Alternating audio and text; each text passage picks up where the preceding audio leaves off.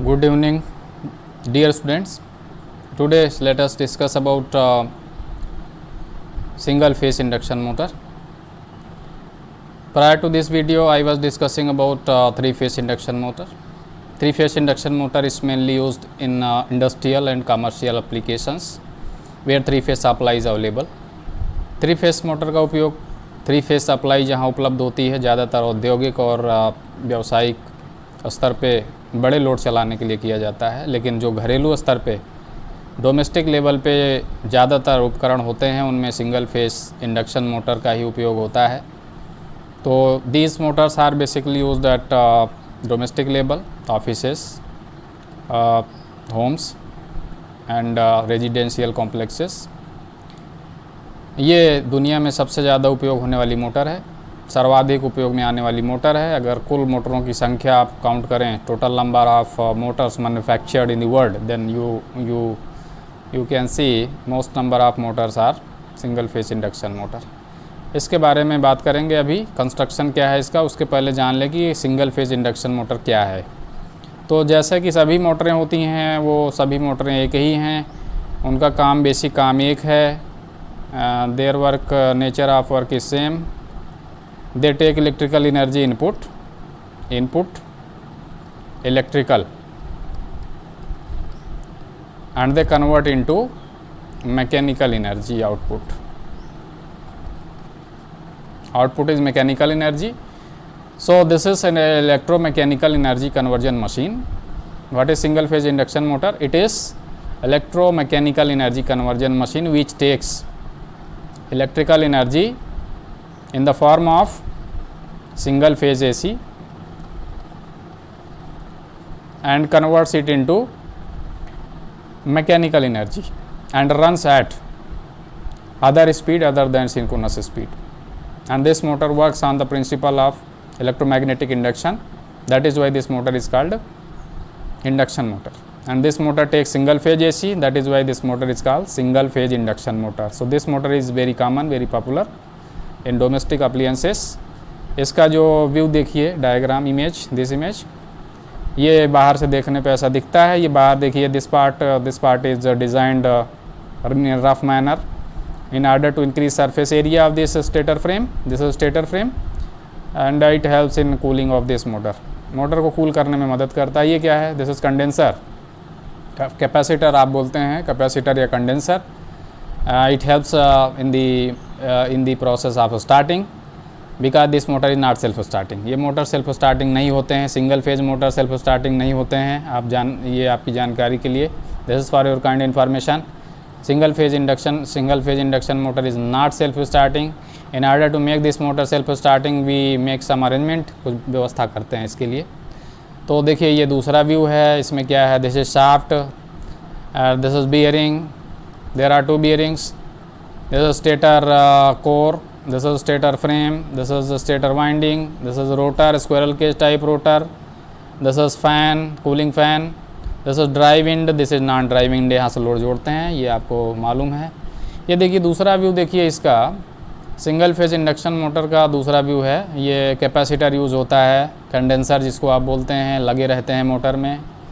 इसमें एक capacitor start के लिए लगा हुआ है, उसको स्टार्ट कैपेसिटर, एक रन के समय कैपेसिटर परमानेंट कनेक्टेड रहता है. इसमें सेंट्रीफ्यूगल स्विच भी लगा रहता है क्योंकि इसमें 2 वाइंडिंग यूज होती हैं. एक वाइंडिंग को बोलते हैं स्टार्ट वाइंडिंग और एक वाइंडिंग को बोलते हैं रन वाइंडिंग या मेन वाइंडिंग. स्टार्ट वाइंडिंग केवल स्टार्ट के समय कार्य करती है, उसको सेंट्रीफ्यूगल स्विच की मदद से हम बाद में डिस्कनेक्ट कर देते हैं जब मोटर स्टार्ट हो जाती है. क्योंकि मोटर सेल्फ स्टार्टिंग नहीं होता है, इसको सेल्फ स्टार्टिंग करने के लिए हम 2 वाइंडिंग लगाते हैं. एक वाइंडिंग को कहते हैं मेन वाइंडिंग जो परमानेंट रहती है, एक वाइंडिंग को बोलते हैं स्टार्टिंग वाइंडिंग जो केवल स्टार्टिंग के समय हेल्प करता है, और उसको खोल देते हैं कुछ समय बाद. उसको कौन खोलता है? With the help of centrifugal switch it automatically disconnects starting winding.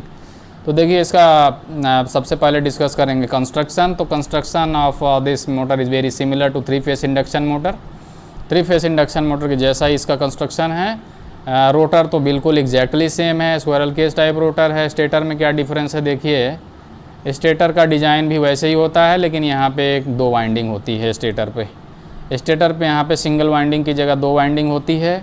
एक वाइंडिंग को कहते हैं main winding, this is called main winding. देखिए सप्लाई जब देते हैं यहाँ पे single phase AC, this is one phase AC of 50 hertz frequency. तो यहाँ पे स्टेटर पर दो वाइंडिंग होती है, एक वाइंडिंग को कहते हैं मेन वाइंडिंग, देखिए रेड कलर में दिखाई गई है, दिस इज़ मेन वाइंडिंग। इसको रनिंग वाइंडिंग भी बोलते हैं, रनिंग वाइंडिंग। और दूसरी होती है स्टार्टिंग वाइंडिंग, देखिए ये ब्लू कलर में स्टार्टिंग वाइंडिंग ये है, ये इसको ऑक्सिलरी वाइंडिंग भी बोलते हैं, auxiliary winding. And this winding is not permanent, this winding is temporary and it helps in the starting of this motor because this motor is not self starting. ये motor self starting नहीं होता है। Single phase induction motors are not self starting. In order to make them self starting we add one more winding on stator side, that is called starting winding. Starting winding जोड़ते हैं motor को start करने के लिए, इसलिए इसके stator में एक वाइंडिंग की जगह दो वाइंडिंग होती है, देयर इज़ टू वाइंडिंग, ठीक है। बीच में गैप है, उसके बाद स्क्वायरल केज टाइप का रोटर है। ये इसका अभी कंस्ट्रक्शन पे और बात करेंगे थोड़ी देर बाद। ये दूसरा डायग्राम है, देखिए इस डायग्राम में क्या दिखाया गया है, this is squirrel cage type rotor. ये आपको मालूम है, 3 फेज इंडक्शन मोटर के समय हमने डिस्कस किया था, कैसे बनाते हैं इसके बारे में थोड़ा सा अभी फिर बताएंगे। ये सेंट्रीफ्यूगल स्विच जिसकी बात अभी हम कर रहे थे, ये है ऑक्सिलरी वाइंडिंग, इसको स्टार्टिंग वाइंडिंग भी बोलते हैं, this is also called starting winding. ये केवल स्टार्टिंग के समय रहता है ये वाइंडिंग, और एक बार मोटर चल जाता है तो ये स्विच खोल देते हैं। और दूसरी है main winding, this winding is also called running winding. Running winding जो होती है मोटर में, सिंगल फेज इंडक्शन मोटर में, दिस इज़ परमानेंट। ये स्टार्ट के समय भी रहता है और रन के समय भी रहता है। देखिए दोनों वाइंडिंग स्टेटर पर हैं, और इन वाइंडिंग में क्या है कि दोनों एक दूसरे से 90 डिग्री पर रखी जाती हैं। These two windings are placed 90 degree from each other. देखिए ये वाइंडिंग यहाँ है मेन वाइंडिंग, और स्टार्टिंग वाइंडिंग देखिए उससे 90 डिग्री पर रखी गई है। यहाँ भी स्टार्टिंग वाइंडिंग जो होगी ऐसे होगी, मेन वाइंडिंग इससे लंबवत ऐसे रखी जाएगी 90 डिग्री पे। तो ये है स्टार्टिंग वाइंडिंग और मेन वाइंडिंग। स्टार्टिंग वाइंडिंग जो होती है केवल स्टार्टिंग के समय रहता है, उसको सेंट्रीफ्यूगल स्विच की मदद से बाद में डिस्कनेक्ट कर देते हैं। It automatically disconnects starting winding because during running time if this winding is permanently connected there is so much power loss होगा ढेर सारी, क्योंकि इसका रेजिस्टेंस काफ़ी अधिक होता है, इसका रेजिस्टेंस कम होता है। इसके बारे में अभी थोड़ी देर बाद फिर बात करेंगे। हाँ, तो बात करते हैं सबसे पहले कंस्ट्रक्शन में स्टेटर पार्ट में क्या होता है। बाहर सबसे स्टेटर फ्रेम होता है, स्टेटर में सबसे बाहर क्या होता है, बाहर सबसे बाहरी भाग होता है स्टेटर फ्रेम। स्टेटर फ्रेम जो होता है वो क्या करता है, it protects motor from mechanical damage. ऐसे ऐसे इस पर कर्व होता है स्टेटर फ्रेम पे, ये आप अभी डायग्राम में देखे हैं, उस पर भी ऐसे ऐसे कर्व दिख रहा है। In order to increase surface area of stator we have designed this stator like this. इससे सरफेस एरिया बढ़ जाता है और मोटर की कूलिंग बेटर होती है। उसके बाद क्या है, this stator core. Stator core जो होता है क्या होता है, ये स्टेटर कोर कैसे डिज़ाइन करते हैं, हमने बताया था 3 फेज इंडक्शन मोटर में इस तरह की होती हैं, पतली पतली पत्तियाँ होती हैं, small strips approximately 0.5 to 1 mm। इनको क्या करते हैं, एक दूसरे के बगल बगल में हम करते हैं स्टैंपिंग करके क्या करते हैं, इंसुलेटेड वार्निश जो है इंसुलेशन मेल्ट करके ऊपर डाल देते हैं, जिससे एक दूसरे से सेपरेट होती हैं, इंसुलेटेड होती हैं। These are insulated insulation provide कर देते हैं, और उसके बाद यहाँ नट बोल्ट से इसको सुखाने के बाद, इंसुलेशन सुखाने के बाद नट बोल्ट से टाइट कर देते हैं। लैमिनेटेड क्यों करते हैं, in order to reduce eddy current loss, क्योंकि इस वाइंडिंग में हम एसी सप्लाई देंगे। ये कहाँ पे है स्टेटर कोर, देखिए इस भाग में स्टेटर कोर यहाँ है, this part is stator core, this part is stator core, ये है स्टेटर कोर। तो स्टेटर कोर में स्लॉट्स होते हैं, उन्हीं स्लॉट्स में हम क्या करते हैं, इंसुलेशन लगा करके वाइंडिंग भर देते हैं। ये लैमिनेटेड क्यों होता है, मैंने बताया ईडी करंट लॉस रिड्यूस करने के लिए, क्योंकि यहाँ जो वाइंडिंग हम भरेंगे, अभी यहाँ पे वाइंडिंग भरेंगे तो ये वाइंडिंग जो होगा इसमें एसी करंट फ्लो करेगी, और उससे क्या होगा, स्टेटर कोर में ईडी करंट पैदा होंगी, और उससे ईडी करंट लॉस होगा। ईडी करंट लॉस कम हो, इसलिए इसको हम लैमिनेट कर देते हैं। इस तरह से सॉलिड नहीं होता है, ऐसे पतली पतली पत्तियाँ होती हैं जिनमें ये भाग एक दूसरे के सीध में रखते हैं। इसको बोलते हैं स्टेटर टीथ, इसको बोलते हैं स्टेटर स्लॉट, और बगल रख के उसके बाद फिर वार्निश हिला के उसके बाद वार्निश इसमें डाल देते हैं। वार्निश सूख जाता है तो उसके बाद इस नट बोल्ट से टाइट कर देते हैं। इस प्रकार से स्टेटर तैयार हो जाता है। उसमें डालते हैं फिर वाइंडिंग। वाइंडिंग डालने के पहले इसमें इंसुलेशन लगा देते हैं और वाइंडिंग के ऊपर भी इंसुलेशन लगा देते हैं, जिससे कि वाइंडिंग में जो सप्लाई दी जा रही है वो स्टेटर कोर पे ना जाए। और इसमें 2 वाइंडिंग की जाती है स्टेटर पर। एक वाइंडिंग को बोलते हैं स्टार्टिंग वाइंडिंग, देखिए स्टार्टिंग वाइंडिंग या ऑक्सिलरी वाइंडिंग बोलते हैं। दूसरी वाइंडिंग को बोलते हैं मेन वाइंडिंग या रनिंग वाइंडिंग। इनकी विशेषता क्या होती है? स्टार्टिंग वाइंडिंग जो होती है इसका रजिस्टेंस थोड़ा ज़्यादा होता है। This is highly resistive winding, इसका रजिस्टेंस काफ़ी अधिक होता है। और मेन वाइंडिंग जो होती है इसका रजिस्टेंस थोड़ा सा काफ़ी कम होता है। मोटे तार की बनाई जाती है, कॉपर की बनाई जाती है, मोटे तार की, ये कॉपर की ये भी बनाई जाती है, लेकिन पतले तार की, relatively thin wire, relatively thick wire. ये पतले तार का बनाते हैं हाईली रजिस्टिव, ये मोटे तार का बनाते हैं, ये हाईली इंडक्टिव होता है। इसका इंडक्टेंस ज़्यादा होता है, रजिस्टेंस कम, और इसका रजिस्टेंस ज़्यादा होता है, इंडक्टेंस कम होता है। इसका रजिस्टेंस ज़्यादा होता है और ये बाद में डिस्कनेक्ट भी कर दी जाती है ये वाइंडिंग रनिंग कंडीशन में। इस प्रकार से 2 वाइंडिंग भर देते हैं। एक वाइंडिंग को कहते हैं स्टार्टिंग वाइंडिंग और दूसरी वाइंडिंग को कहते हैं मेन वाइंडिंग। तो ये दोनों वाइंडिंग क्या होती हैं? एक दूसरे से 90 डिग्री पे होती हैं। अगर स्टार्टिंग वाइंडिंग को आपने यहाँ भरा है, यहाँ पे, इधर भी भरेंगे, यहाँ भी, these are starting winding suppose, then main winding कहाँ भरेंगे? लंबवत उससे, यहाँ इन स्लॉट्स में 90 डिग्री पे भरते हैं। तो इस प्रकार से स्टेटर वाइंडिंग कंप्लीट हो जाती है। स्टेटर वाइंडिंग में नंबर ऑफ पोल भी डिजाइन करते हैं। पी पोल, कितने पोल बनाएंगे? 2, 4, 6, 8, ये पोलों की संख्या हम इस आधार पे फिक्स करते हैं कि हमको कितने आरपीएम पे मोटर चलाना है, क्योंकि आपको मालूम है सिंक्रोनस स्पीड NS होता है 120 F अपान P। तो पोलों की संख्या जितना आप कम रखेंगे सिंक्रोनस स्पीड उतना अधिक होगी, और जितना सिंक्रोनस स्पीड अधिक होगी मोटर उतना ज़्यादा आरपीएम पे चलेगी। So number of poles on stator और fixed on the basis of speed requirement. If we have to run motor at higher speed, then we keep number of poles less, and if we have to run motor at lower speed, then we keep number of poles more.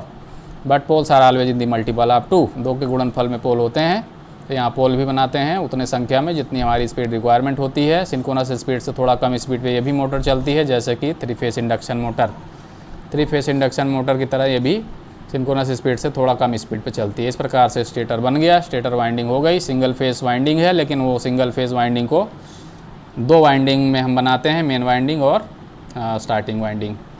Starting winding जो है क्या करती है? Motor को help करती है start करने में, क्योंकि ये मोटर सेल्फ स्टार्टिंग नहीं होता है, इसलिए इसमें स्टार्टिंग वाइंडिंग लगाते हैं। और मेन वाइंडिंग परमानेंट रहती है, स्टार्टिंग वाइंडिंग परमानेंट नहीं होती है। तो इस प्रकार से स्टेटर वाइंडिंग ये हो गया। फिर उसके बाद क्या करते हैं? थोड़ा सा बीच में एयर गैप दे देते हैं। एयर गैप क्यों दे देते हैं? यहाँ पे कहाँ पे एयर गैप दे देते हैं? यहाँ पे देखिए, ये तो कोर है, स्टेटर कोर, बीच में वाइंडिंग इसमें भरे गए हैं स्लॉट में। एयर गैप दे देते हैं थोड़ा सा। एयर गैप क्यों दे देते हैं? क्योंकि हमको ये रोटेटिंग पार्ट है, रोटर स्क्वायरल के इस टाइप का रोटर होगा, ये रोटेट करेगा। ये स्टेटर वाइंडिंग है, these are stator windings, stator winding है। यहाँ भी होंगी इसी प्रकार से। यहाँ भी एक सेट होगा स्टार्टिंग वाइंडिंग का, दूसरा सेट होगा मेन वाइंडिंग का। तो मेन वाइंडिंग भी होगा स्टेटर पे, ठीक है। तो ये स्टेटर वाइंडिंग क्लियर हो गया। बीच में एयर गैप दे देते हैं, और एयर गैप कम होना चाहिए, जितना कम रहेगा उतना अच्छा है, क्योंकि यहाँ से जो फ्लक्स प्रोड्यूस होगा स्टेटर पे वो रोटर में जाएगा, इसी एयर गैप से होते हुए जाएगा। इसलिए एयर गैप जितना कम होगा उतना ही मोटर की इफ़िशियंसी अच्छी होगी, फ्लक्स ज़्यादा प्रोड्यूस होगा। फ्लक्स ज़्यादा प्रोड्यूस होगा तो रोटर में EMF ज़्यादा प्रोड्यूस होगा, टार्क ज़्यादा प्रोड्यूस होगा, और इफ़िशियंसी मोटर की अच्छी होगी। तो एयर गैप जो होगा रोटर और स्टेटर के बीच में, it should be minimum few mm, 1 mm 2 mm के आसपास, 3 mm के आसपास एयर गैप होता है, but it should be minimum. कम से कम एयर गैप होना चाहिए, जितना एयर गैप कम होगा उतना ही अच्छा होगा। लेकिन एयर गैप इतना भी ना कम हो कि ये रोटेट करेगा रोटर और ये स्थिर रहेगा स्टेटर, तो दोनों के बीच में जो गैप नहीं रहेगा तो फ्रिक्शन होगा। So we have to avoid friction also, so we maintain a balance, we strike a balance between air gap and friction. Friction should not be there and air gap should be minimum. तो air gap भी कम से कम रखते हैं और friction भी avoid करते हैं। तो इस प्रकार से ये हो गया एयर गैप बीच में, उसके बाद क्या करेंगे, रोटर रख देंगे, रोटर। ये रोटर स्क्वायरल केज टाइप का ही यूज करते हैं अधिकांशतः सिंगल फेज इंडक्शन मोटर में। आपको जब 3 फेज मोटर बता रहे थे तो उस टाइम हमने डिस्कस किया कि वहाँ पे 2 तरह का रोटर होता है, स्क्वायरल केज टाइप और स्लिप रिंग टाइप, बट यहाँ पे अधिकांश रोटर होते हैं स्क्वायरल केज टाइप के ही। कैसे डिजाइन होते हैं देखिए, बीच में क्या है, शाफ्ट, धुरा होता है, देखिए ये धुरा जो आर पार जाता है रोटर के बीचों बीच, और यहाँ पे की होता है जिसमें ये रोटर का कोर जो है फंस जाता है शाफ्ट में। शाफ्ट होता है जो मजबूत धातु का होता है, it is like forced steel material, और वो आर पार जाता है इसके। और ये रोटर कोर है, this is called rotor core, ये भी लैमिनेटेड होता है क्योंकि इसमें भी जो वाइंडिंग होगी या जो कॉपर बार होगा या एल्युमिनियम बार होगा, इसमें एसी करंट फ्लो करेंगी और उससे ईडी करंट लॉस हो सकता है, इसलिए यहाँ पे भी लैमिनेटेड होता है। This part is also laminated. ये लैमिनेट करके इसको भी बनाते हैं। तो कैसे लैमिनेट करते हैं ये आपको अभी थोड़ी देर पहले बताया। ये बहुत पतली पत्तियाँ होती हैं, these are small strips of very thin material, these are magnetic material, but बहुत पतली होती हैं, these are very thin, order of 0.5 to 1 mm। और उनको क्या करते हैं, स्टैक्ड करते हैं, एक दूसरे के बगल ऐसे रख देते हैं, तो इस तरह का शेप बनता है, it forms a shape like this. और उसके बाद क्या करते हैं, इसमें इंसुलेटिंग मटेरियल, वार्निश, इसको वैसे करके डाल देते हैं उसमें, और वार्निश इन पत्तियों के बीच में भर जाता है, फिर सूख जाता है। उसके बाद फिर इसको टाइट कर देते हैं, इसमें नट बोल्ट रहते हैं, इसको टाइट कर देते हैं और ये तैयार हो जाता है रोटर कोर। और उसमें क्या करते हैं, एल्युमिनियम या कॉपर के बार पिघला के इंसुलेशन लगा देते हैं इसमें पहले स्लॉट में, उसके बाद एल्युमिनियम या कॉपर के बार उसमें मेल्ट करके भर देते हैं। तो उसमें एल्युमिनियम या कॉपर के बार भर देते हैं, तो ऐसे हो जाता है। आपको मालूम है स्क्वायरल केज रोटर कैसे बनाते हैं, हम 3 फेज इंडक्शन मोटर में खूब डिस्कस किए थे। यहाँ पे एल्युमिनियम या कॉपर के बार भर देते हैं और इधर एल्युमिनियम या कॉपर की रिंग रहती है, दिस इज अ रिंग, इधर एल्युमिनियम या कॉपर की रिंग रहती है। With the help of these rings we short circuit these 2 ends. इधर का सिरा शॉर्ट सर्किट कर देंगे, इधर का सिरा आपस में शॉर्ट सर्किट कर देंगे। उससे क्या होगा, अगर इसमें कोई ईएमएफ पैदा होगा तार में या कंडक्टर में, एल्युमिनियम या कॉपर का कंडक्टर है, तो इसमें करंट प्रवाहित होगी, करंट, क्योंकि अगर ये क्लोज़ नहीं करेंगे तो ईएमएफ पैदा होने के बावजूद भी इसमें करंट का प्रवाह नहीं होगा, करंट नहीं प्रवाहित होगी तो इसमें टार्क नहीं पैदा होगा। तो इस प्रकार से रोटर बन जाता है, इसको कहते हैं स्क्वायरल केज टाइप रोटर। इसमें पोल नहीं बनाते हैं, इसमें उतने पोल प्रोड्यूस हो जाते हैं जितने पोल स्टेटर पर होते हैं। ये बहुत सिंपल रोटर है, बहुत ईजी, बहुत टिकाऊ, बहुत ड्यूरेबल, बहुत कम मेंटेनेंस की ज़रूरत होती है। और यहाँ पे बियरिंग लगा रहता है, इधर भी बियरिंग लगा रहता है। With the help of this bearings we fit this rotor here, यहाँ इस बीच में खाने में इस जगह पे जहाँ पे ये है ये स्पेस, इस स्पेस में हमने रोटर को रख दिया। देखिए इस प्रकार से बियरिंग से फिट कर दिया, इधर बीच से आर पार शाफ्ट जाएगा।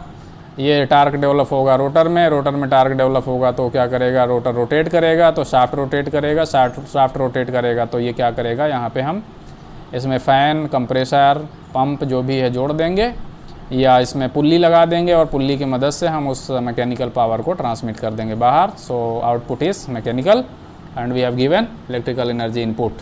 स्टेटर साइड पे इलेक्ट्रिकल एनर्जी देंगे और आउटपुट मैकेनिकल बाहर मिल जाएगा हमको यहाँ पे। तो इस प्रकार से ये इसका कंस्ट्रक्शन है। इसमें आपने देखा कंस्ट्रक्शन में क्या है, मेनली स्टेटर और रोटर, जैसा कि हर मोटर में होता है। स्टेटर ये रोटर, स्टेटर वाइंडिंग 2 होती हैं, एक होती है ऑक्सिलरी वाइंडिंग, दूसरी होती है मेन वाइंडिंग। मेन वाइंडिंग या रनिंग वाइंडिंग, ऑक्सिलरी वाइंडिंग या स्टार्टिंग वाइंडिंग। 2 वाइंडिंग क्यों होती है ये हमने बताया, because this motor is not self starting. In order to make this motor self starting we split single phase into 2 phase. ये 2 winding की मदद से हम क्या करते हैं, सिंगल फेज को 2 फेज में तोड़ते हैं, 2 फेज में कन्वर्ट कर देते हैं। 2 वाइंडिंग इसीलिए किया है, सिंगल फेज सप्लाई है हमारे पास, उसको क्या करेंगे 2 फेज में तोड़ देंगे। 2 फेज में तोड़ने से क्या होगा, रोटेटिंग मैग्नेटिक फील्ड प्रोड्यूस होगा, जिसकी बात हम अगली क्लासों में करेंगे, अगले वीडियोस में। तो 2 फेज जो होता है उसके वजह से जो फील्ड प्रोड्यूस होता है रोटेटिंग फील्ड, रोटेटिंग फील्ड क्या करता है, रोटर में टार्क पैदा करता है। अगर सिंगल फेज सप्लाई देते तो ये मोटर में टार्क डेवलप ना होता, ये मोटर सेल्फ स्टार्टिंग ना होता।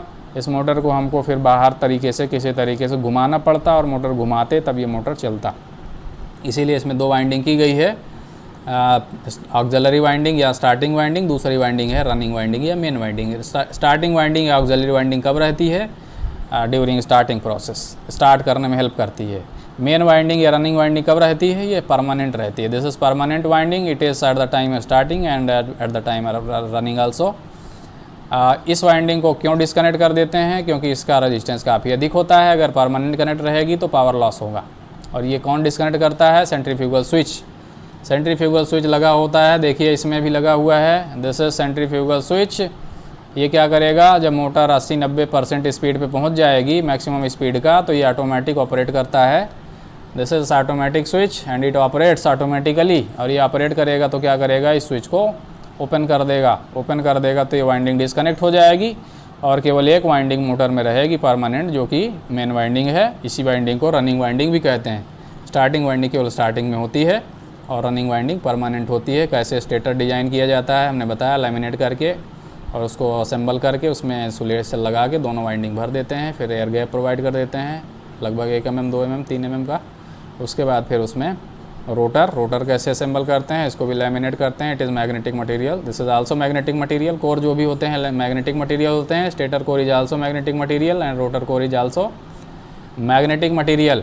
ये भी मैग्नेटिक मटेरियल होता है। Most of the time this are steel material. और समटाइम्स अगर बहुत सस्ती मोटर बना रहे हैं तो आप सॉफ्ट आयरन भी यूज़ कर सकते हैं, लेकिन सॉफ्ट आयरन में लॉसेज ज़्यादा होते हैं, लॉसेज आर मोर, एफिशिएंसी ख़राब हो जाती है। इसलिए बड़ी मोटरों में, बड़े साइज़ की मोटरों में सॉफ्ट आयरन अवॉइड करते हैं, ज़्यादातर स्टील मटेरियल यूज करते हैं, सिलिकॉन स्टील। इस प्रकार से ये रोटर डिज़ाइन हो गया स्क्वायरल को इस टाइप का। ये 3 फेज जैसा ही होता है, फ़र्क ये होता है कि इसका साइज़ छोटा होता है। This is small size, small size because these motors are smaller in size. बड़ी मोटर नहीं बनाई जाती हैं, single phase motors are smaller in size. बहुत बड़े साइज़ की मोटर नहीं बनाई जाती हैं single phase motors. These motors are designed for small size. और ये आप इस तरह का डायग्राम ये बना सकते हैं। इसमें क्या है, बाहर से स्टेटर फ्रेम, फिर स्टेटर कोर। स्टेटर कोर क्या होता है बताया, stator slot, stator teeth, stator winding. 2 winding होती है, auxiliary winding and running winding या मेन वाइंडिंग। दूसरा उसके बाद एयर गैप होता है। एयर गैप क्यों होता है? Because this part is rotating, this part is static, so there should not be friction between rotating part rotor and static part stator. इसमें क्या भर देते हैं? Squirrel cage type rotor. Squirrel cage type rotor के बीच में क्या है? This is shaft, this part is shaft and this is rotor core. Core is also laminated part and this is a rotor winding, a rotor bar. These are copper or aluminum conductors and these are short circuited with the help of 2 end rings. दो end ring होती है, किधर एक उधर, दोनों को मतलब short circuit कर देते हैं। इसमें पोल नहीं डिजाइन किए जाते हैं, लेकिन स्टेटर वाइंडिंग में पोल डिजाइन किए जाते हैं। पोलों की संख्या फिक्स होती है किस आधार पे? 2, 4, 6, 8 whatever and poles are fixed on the basis of speed requirement. अगर 2 पोल रखा है तो सिंक्रोनस स्पीड कितनी होगी? आपको 3 फेज मोटर में बताया है, इंटू 50/2 इक्वल टू 3000 आरपीएम पे सिंक्रोनस स्पीड होगी। तो मोटर कितने पे चलेगी? लेस दैन 3000 आरपीएम, थोड़ा सा कम पे, क्योंकि ये भी मोटर सिंक्रोनस स्पीड पे नहीं चल पाती है। This motor also fails to run at synchronous speed, this motor also runs at below synchronous speed because this motor fails to develop torque at the time of synchronous when it runs at synchronous speed this motor fails to develop torque. जब ये motor synchronous speed पे चलती है तो इसमें torque develop नहीं होता है रोटर में। इसकी बात भी हम करेंगे आगे चल के। इसलिए मोटर भी सिंक्रोनस स्पीड पे नहीं चलती है, इट रन्स स्लाइटली बिलो। 3000 है तो 2900, 2800 इस तरह। अगर आपको ये स्पीड चाहिए तो ये आप पोल कर लो, पोल 4 कर लोगे तो सिंक्रोनस स्पीड कितनी होगी? 120. This is 120 into frequency is 50 Hz in our case into 4. India में फ्रिक्वेंसी 50 Hz होता है। 4 करोगे तो ये कितना हो जाएगा synchronous speed? NS is 1500 RPM। तो मोटर कितने पे चलेगी? It can not run at 1500 because this motor can not run at synchronous speed, so this motor runs at slightly below than synchronous speed. 1450, 1350, 1300 ऐसे चलेगी, ठीक है। अगर और आपको चाहिए स्पीड कम, suppose you want to run somewhere around 1000, पोलों की संख्या 6 कर लो तो 120 into 6 into F 50 upon number of pole 6, तो यहाँ पे हो जाएगा सिंक्रोनस स्पीड कितना हो जाएगी? 1000 आरपीएम। तब मोटर कितने पे चलेगी? Somewhere around 900, 950। कम चलेगी, 1000 से कम।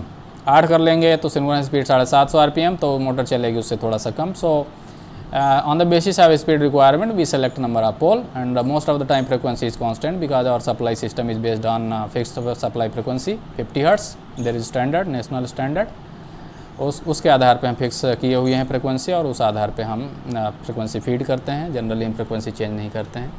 तो ये है सिंगल फेस इंडक्शन मोटर का कंस्ट्रक्शन। इसका उपयोग मेनली घरेलू और ऑफिसों में, कार्यालयों में और रेजिडेंशियल कॉम्प्लेक्स में यूज होता है। इसके बारे में अभी आप आगे बात करेंगे, हाउ दिस मोटर वर्क्स।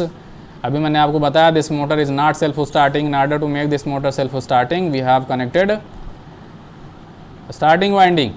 ये मोटर सेल्फ स्टार्टिंग नहीं होता है, इसको सेल्फ स्टार्टिंग बनाने के लिए हमने स्टार्टिंग वाइंडिंग जोड़ा है। तो स्टार्टिंग वाइंडिंग कैसे हेल्प करता है इसको सेल्फ स्टार्टिंग बनाने में, इसी प्रकार कैपेसिटर भी हमने जोड़ा है। कंडेंसर मोटर में क्यों लगाया जाता है सिंगल फेज मोटर में? Most of the time this condenser is connected to make this motor self starting. इस मोटर को सेल्फ स्टार्टिंग बनाने के लिए ही हमने कंडेंसर अधिकांशतः ये स्टार्ट कंडेंसर लगा है। ये रन कंडेंसर जो होता है ये इसका काम होता है स्प्लिट क्रिएट करता है ज़्यादा एंगल, और ये क्या करता है स्टार्टिंग में हेल्प करता है मोटर। तो कंडेंसर लगाए जाते हैं, मोटर को स्टार्ट करने में हेल्प करता है वो। तो क्यों कैसे हेल्प करता है इनकी बातें करेंगे हम अगले क्लास में, और अगले क्लास में अगले वीडियो में ये भी हम डिस्कस करेंगे कि ये मोटर सेल्फ स्टार्टिंग क्यों नहीं होता है, why this motor is not self starting and how to make this motor self starting.